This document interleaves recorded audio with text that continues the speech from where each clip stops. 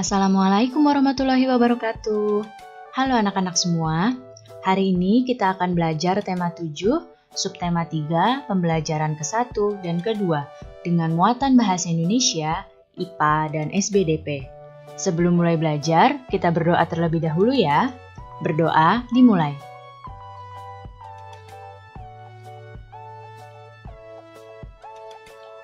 Berdoa selesai.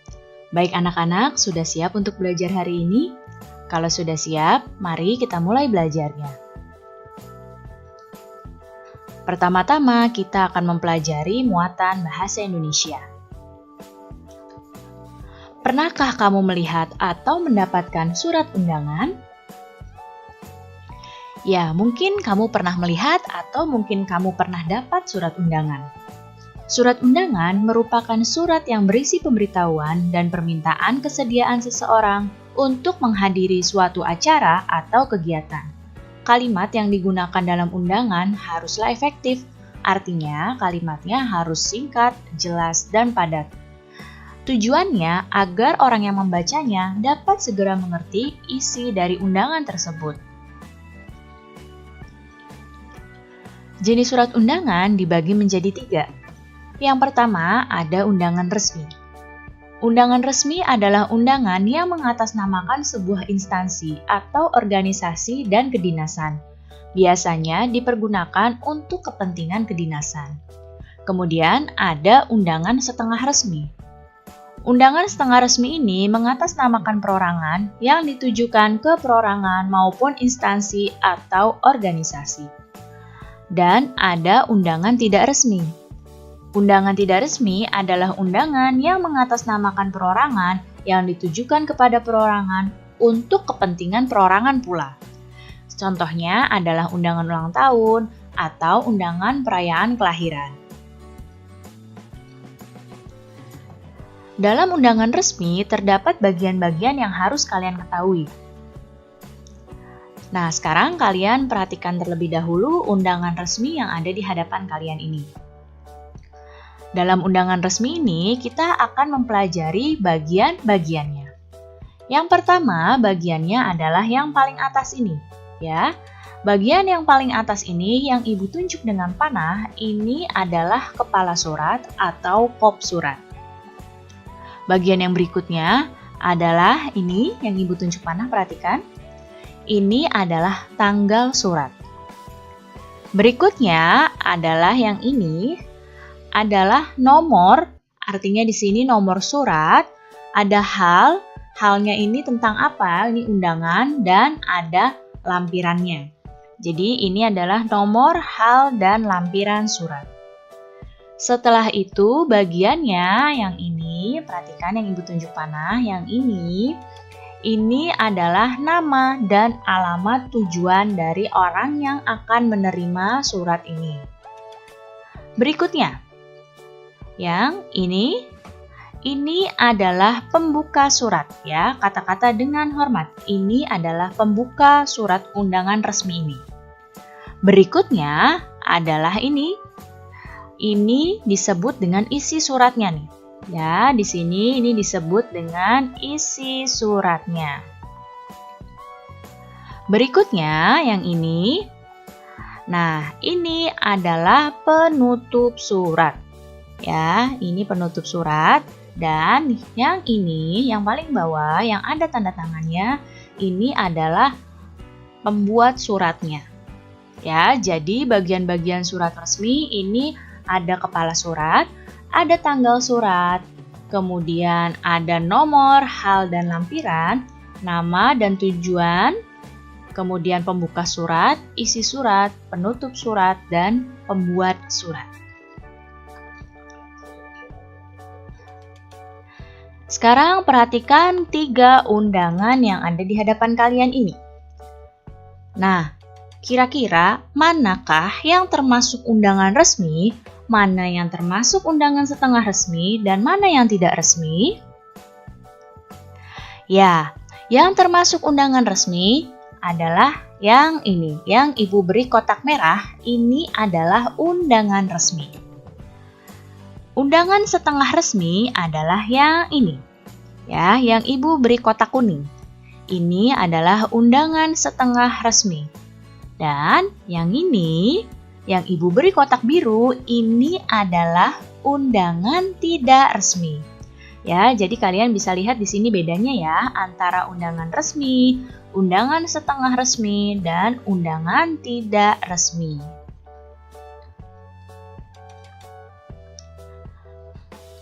Perubahan wujud benda terjadi di sekitar kita tanpa kita sadari. Perubahan wujud benda merupakan satu perubahan alami karena fenomena alam yang terjadi di sekeliling kita. Sekarang kita akan mempelajari muatan IPA. Masih ingatkah kalian tentang perubahan wujud benda berikut ini? Yaitu menyublim dan mengkristal. Adakah di antara kalian yang masih ingat? Ya, menyublim adalah perubahan wujud benda dari padat ke gas. Ya, dari benda padat menjadi benda gas. Itu disebut dengan menyublim. Kemudian, mengkristal. Ya, mengkristal adalah perubahan wujud benda gas menjadi padat. Dari gas jadi padat. Ini disebut dengan mengkristal. Berikut ini adalah contoh peristiwa menyublim dalam kehidupan sehari-hari. Yang pertama ada kamper atau kapur barus. Kamper ini berbentuk padat. Dan jika kamper dibiarkan di tempat terbuka, maka kamper akan menyublim menjadi gas. Jadi kampernya bukan hilang ya, tapi kampernya ini menyublim menjadi gas. Berikutnya yang menyublim adalah es kering. Es kering ini berbentuk padat dan dapat menyublim menjadi gas. Es kering ini berbeda dengan es batu biasa. Es kering ini bukan berasal dari air, tapi berasal dari karbon dioksida. Nah, karbon dioksida yang berbentuk padat ini disebut dengan es kering. Nah, es kering ini dapat menyublim menjadi gas. Bisa kalian lihat di sini ya, ini kalau dibiarkan terus-menerus terbuka seperti ini, lama-kelamaan es keringnya akan habis. Berikutnya ada contoh peristiwa mengkristal. Contoh peristiwa mengkristal adalah pembentukan kristal es dari uap air. Nah, salju ini adalah peristiwa mengkristal. Kemudian, ada peristiwa pembentukan garam dari uap air.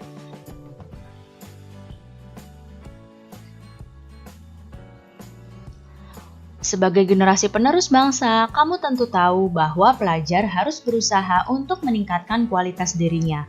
Salah satu caranya adalah dengan memahami dan menikmati keindahan di sekitarnya. Salah satu keindahan yang dapat dinikmati adalah seni rupa. Sekarang kita akan memasuki muatan SBDP. Hasil karya seni rupa telah menjadi bagian dari peradaban manusia. Keindahan karya-karya seni rupa terdapat pada bentuk dan warnanya. Dengan mengenal berbagai bentuk karya seni rupa, kamu dapat merasakan keindahannya dengan baik. Berikut ini adalah seni rupa daerah Indonesia. Yang pertama ada seni lukis daerah. Seni lukis ini merupakan karya seni rupa 2 dimensi. Ya, seni lukis ini adalah seni menggambarkan objek-objek yang biasanya berupa pemandangan alam, tumbuhan, binatang, manusia, benda di alam. Nah, ini untuk menimbulkan perasaan keindahan. Kemudian ada seni patung daerah. Nah, seni patung ini termasuk karya seni 3 dimensi. Seni patung adalah seni membuat bentuk manusia atau binatang dengan bahan yang lunak atau bahan keras. Bahan lunak ini bisa gipsum, bahan yang keras itu seperti kayu atau batu. Dan ada seni kriya. Seni kriya ini juga merupakan karya seni 3 dimensi ya, sama dengan patung. Seni kriya merupakan seni kerajinan yang membuat benda-benda pakai berdasarkan kegunaan dan keindahannya dalam kehidupan sehari-hari. Nah, sekarang coba lihat contohnya yang pertama. Ini ada contoh seni lukis daerah Indonesia yang cukup terkenal, yaitu seni lukis Kamasan dari Bali. Berikutnya contoh seni patung. Nah, ini adalah seni patung Asmat dari Papua. Dan ada contoh seni kriya. Di sini ada kain songket, kain batik, kain tenun. Ini kemudian ada anyaman-anyaman yang bisa digunakan dalam kehidupan sehari-hari. Nah, untuk seni kriya ini, seluruh benda-bendanya dapat digunakan dalam kehidupan sehari-hari. Dan berbagai daerah di Indonesia ini memiliki seni kriyanya masing-masing. Baik anak-anak, cukup sekian ya penjelasan Ibu kali ini. Mudah-mudahan kalian paham dan mengerti.